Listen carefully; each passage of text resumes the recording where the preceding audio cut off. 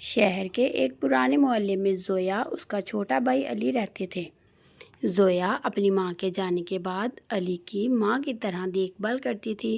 زویا کے ابو نے نسیم سے دوسری شادی کر لی، یہ سوچ کر کہ دونوں بہن بھائیوں کو گھر میں سکون اور محبت ملے گی۔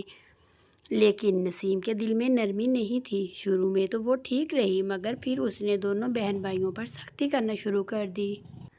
نسیم نے دونوں کو صبح سویرے نیند سے جگا کر گھر کے کاموں میں لگا دیا۔ علی ابھی چھوٹا تھا، وہ جھاڑو دیتے ہوئے تھک جاتا تو زویا اسے چپکے سے اپنے پاس بٹھا لیتی اور خود سارا کام کر لیتی۔ اگر علی سے کوئی غلطی ہوتی تو نسیم اس کے لیے بہت سخت الفاظ استعمال کرتی اور اسے ڈانٹ بھی دیتی، جسے سن کر زویا کا دل چھلنی ہو جاتا کہ اس کا اتنا چھوٹا بھائی ہے۔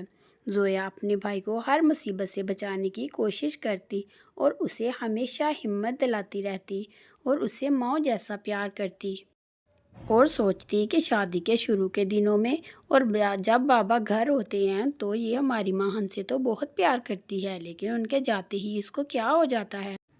کھانے کے وقت بھی نسیم کا رویہ بدل جاتا، وہ زویا اور علی کو پرانی روٹی دیتی جبکہ خود اچھے کھانے بناتی۔ اکثر علی بھوک سے روتا تو زویا اپنے حصے کا نوالا بھی اسے دے دیتی اور خود خالی پیٹ رہ جاتی۔ سردیوں کی ایک سخت رات علی کچن سے پانی لینے گیا تو اس کے کانپتے ہاتھوں سے نسیم کا پسندیدہ کانچ کا گلاس چھوٹ کر فرش پر ٹوٹ گیا۔ گلاس ٹوٹنے کی آواز سن کر نسیم چلاتی ہوئی کچن میں دوڑی آئی۔ نسیم نے علی کا ہاتھ جھٹکتے ہوئے کہا، یہ کیا کیا تم نے؟ میرا اتنا قیمتی گلاس توڑ دیا۔ تم دونوں بہن بھائی صرف نقصان کرنے کے لیے ہو اس گھر میں۔ زویا دوڑتی ہوئی آئی اور علی کے آگے آ کر کھڑی ہو گئی۔ امی امی، علی چھوٹا ہے، اس سے غلطی سے گلاس ٹوٹ گیا، آپ پلیز اسے مت ڈانٹیں، جو سزا دینی ہے مجھے دے دیں۔ نسیم غصے میں بولی، بہت پیار آتا ہے نا تمہیں بھائی پر؟ دونوں جاؤ اور بائٹ صحن میں جا کر بیٹھو، جب تک تمہارا دماغ ٹھکانے نہیں آتا اندر مت آنا۔ باہر کھڑکھڑاتی سردی تھی اور ہلکی ہلکی بارش شروع ہو گئی تھی۔ زویا اپنی ماں کی پرانی اونی چادر لے کر علی کے گرد لپیٹ دیتی ہے۔ علی سردی سے کانپتے ہوئے بولا، باجی مجھے بہت ٹھنڈ لگ رہی ہے، کیا ہماری نئی امی کبھی ہم سے پیار نہیں کرے گی؟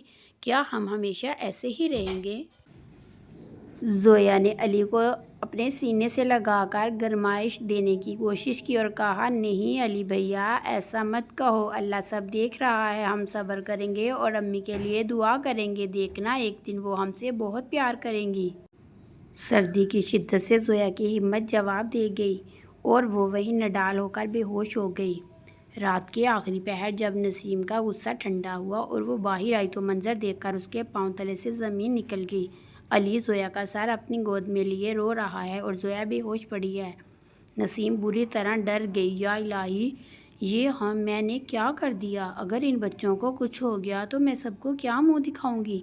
وہ جلدی سے دونوں کو اٹھا کر اندر کمرے میں لائی۔ جب وہ زویا کے گیلے کپڑے بدلنے لگی تو اس کے تکیے کے نیچے سے ایک پرانی ڈائری ملی۔ نسیم نے تجسس سے وہ ڈائری کھولی جس پر زویا نے اپنے دل کا حال لکھا تھا۔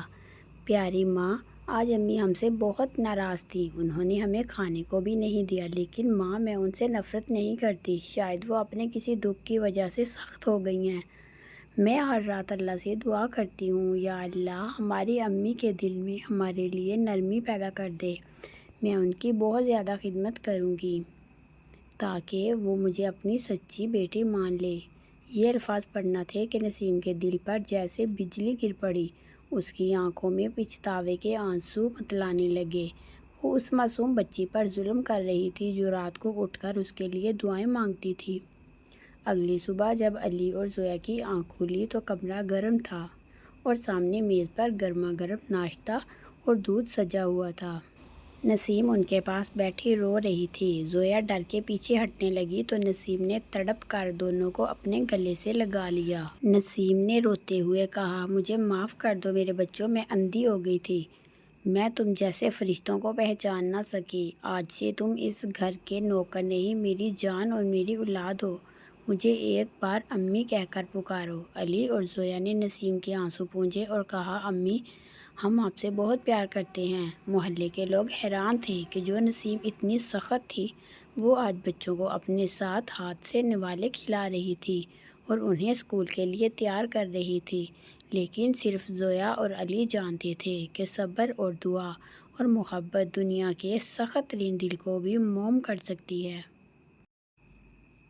بچوں کا باپ جب گھر آیا تو دیکھا بچے ماں کے ساتھ کھیل رہے ہیں۔ وہ انہیں اس طرح کھیلتا ہوا دیکھ کر بہت خوش ہوا۔